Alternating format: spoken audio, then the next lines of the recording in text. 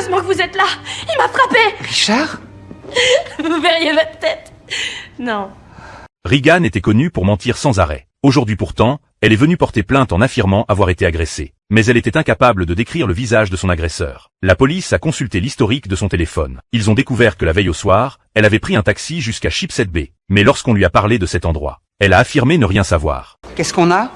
Elle a été baladée dans tous les sens du terme. Pris un copassager sur la 40e rue Ouest et sont allés jusqu'à la 117e rue. Puis ils sont allés jusqu'à un bar-restaurant sur Shipshead Bay. Allez parler aux employés de ce restaurant, voyez ses amis et trouver l'identité du chauffeur et du copassager. La police a rapidement convoqué le chauffeur de taxi, ainsi que l'homme qui était avec elle dans le taxi ce soir-là. Tous les deux ont nié l'avoir agressée.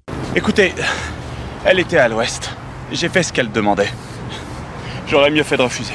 La police a ensuite interrogé les amis avec qui elle avait bu ce soir-là. Quand ils ont appris qu'elle accusait quelqu'un d'agression sexuelle, leur réaction a été étonnamment froide. Ils ont expliqué que Regan inventait souvent des mensonges pour attirer la compassion. Personne ne voulait croire à sa version. À l'hôpital, Regan a menti à Benson. Elle lui a dit que son fiancé avait un caractère violent, et que s'il apprenait ce qui s'était passé, il perdrait forcément le contrôle. Mais lorsque son fiancé est arrivé à l'hôpital, Benson a découvert un homme au tempérament très calme. En poursuivant l'enquête, les policiers ont découvert que, au cours de l'année écoulée, elle avait été transportée plusieurs fois aux urgences à cause de son alcoolisme. On a aussi trouvé des traces de marijuana, de cocaïne, de MDMA et aussi de zolpidem. On a aussi trouvé du sperme de 2 donneurs différents.